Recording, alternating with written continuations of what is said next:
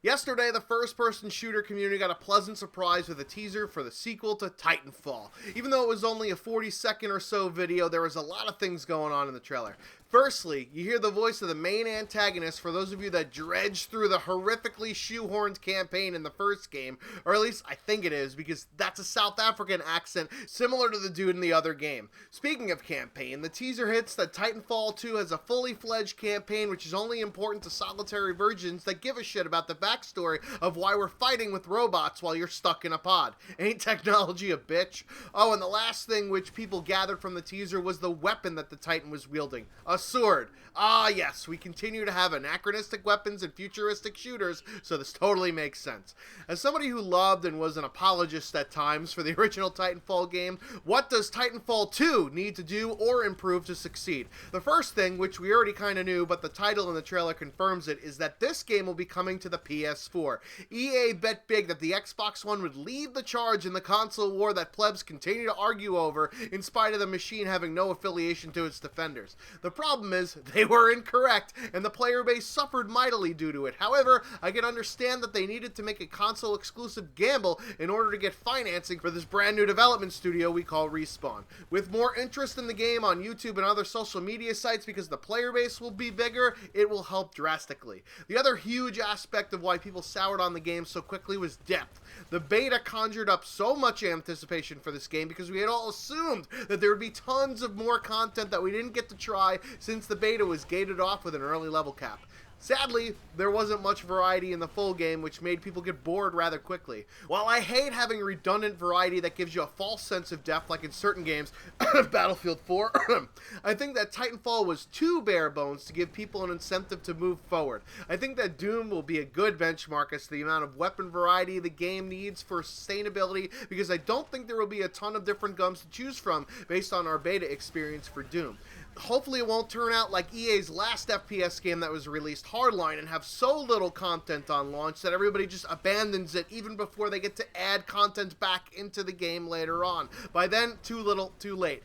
I think the base set of guns in the first game was a good start, so build additional variety of guns based on those. Throw in a burst SMG, throw in a high caliber, high recoil AR, a high ammo LMG, maybe some laser weapons, things like that. Oh, and this applies to pilots' anti-Titan weapons and abilities, and also the Titan weapons and abilities. But please though, Respawn, leave out the cheese. The smart pistol, the nuclear ejection, the proximity mines, these are things that leave people frustrated instead of feeling rewarded when using them.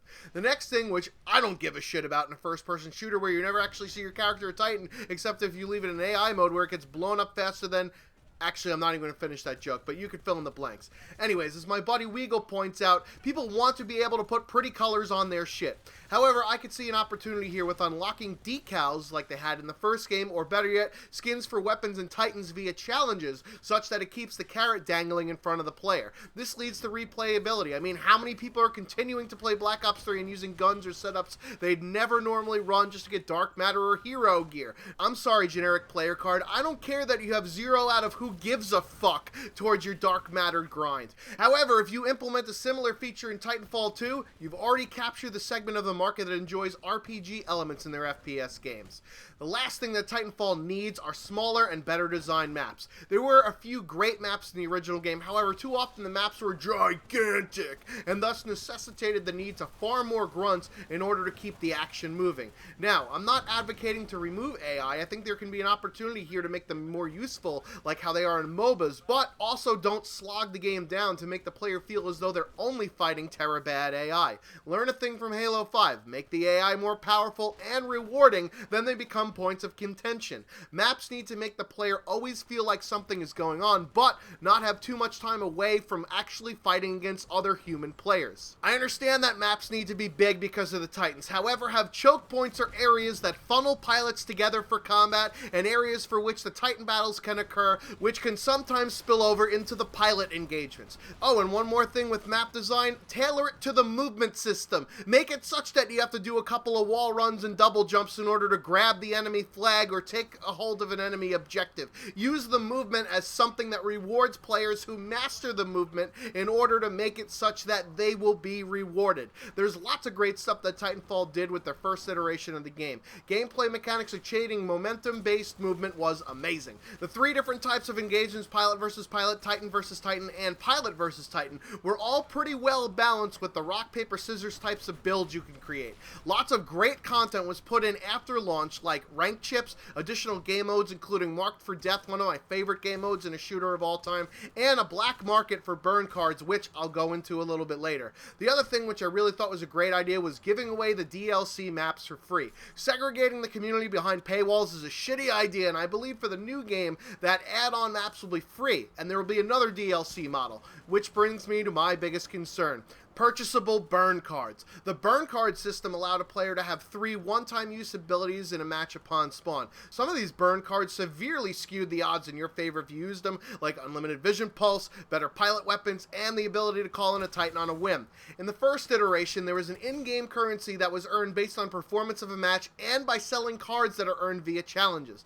Then they added in the black market. At first, you were only allowed to purchase packs that contained cards in the rarity of an RNG that were all unfortunately accustomed to. However, in later patches, there was the ability to buy specific cards, but again, this is all via in-game currency. Since this is EA, the publisher that brought the pack opening disease to video games via their EA Sports brand, I'm almost willing to bet that burn cards will most likely be able to be purchased via actual cash money. And this is what ruins games and what we're seeing now with Black Ops 3. The fan base of the game has soured in recent months because of all the shenanigans that Activision has pulled. The only good news here is that EA also publishes Battlefield, which is a game that doesn't have RNG drops inside of their battle packs that actually affect the game. It's only cosmetic melee weapons and random beepity bops to pimp your character. Yes, Battlefield 4 does have weapon attachments in battle packs, but they don't significantly alter gameplay mechanics like actual weapons do. I hope that Respawn sticks to its guns on this and pushes back on EA, but